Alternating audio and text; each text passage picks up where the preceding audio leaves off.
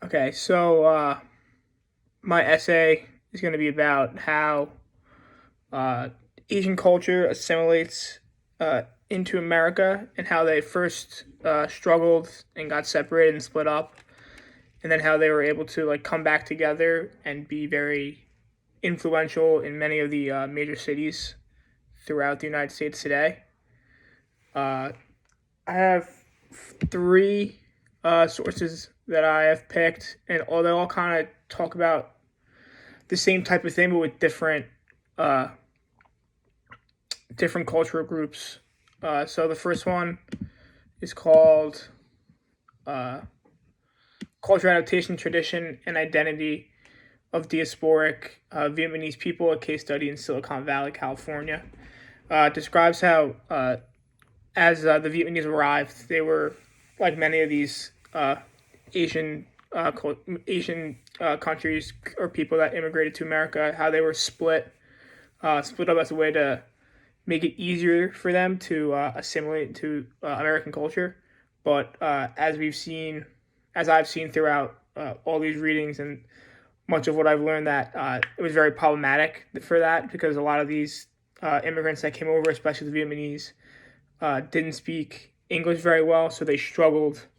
in these areas without a surplus of Vietnamese people because they were unable to communicate and like get through their daily lives. So as these problems started occurring, the Vietnamese decided to resettle uh, and migrate to places where there was more Vietnamese people.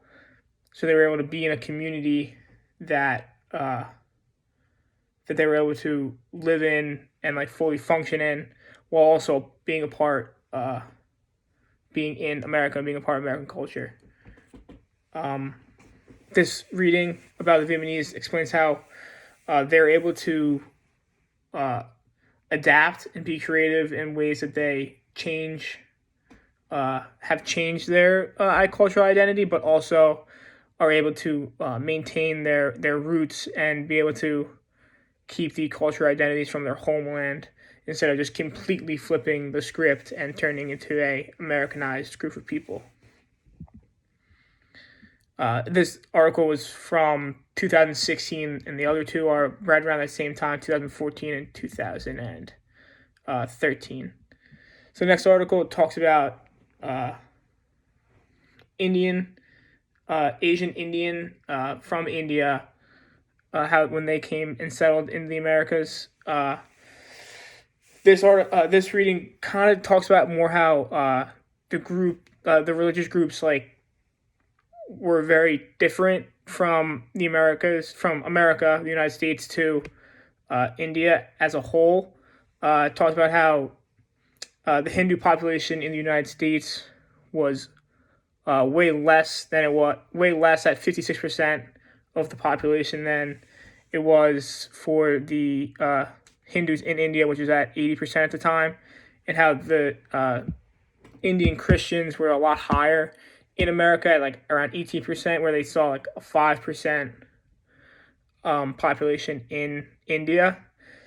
So that was interesting, and how they were able to like tie into the American culture. Um, this article talked about how it was important for the Indians to assimilate into American culture because it allowed them to become more economically involved and more physically involved with the communities and be able to just be more involved and have a sense of belonging in these areas. For the last article, talked about the Chinese population, how they came into America. And this one it was very important. Again, it talks about how they kept their same like preachings and practices, their religious practices, but at the end of the day, had to assimilate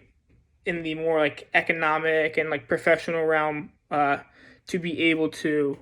establish their establish themselves in America and be a part of American society. And the big takeaway from the first and the third reading really talks about how these groups uh, really came together uh, with the Vietnamese people, the Vietnamese culture, and these people. Uh,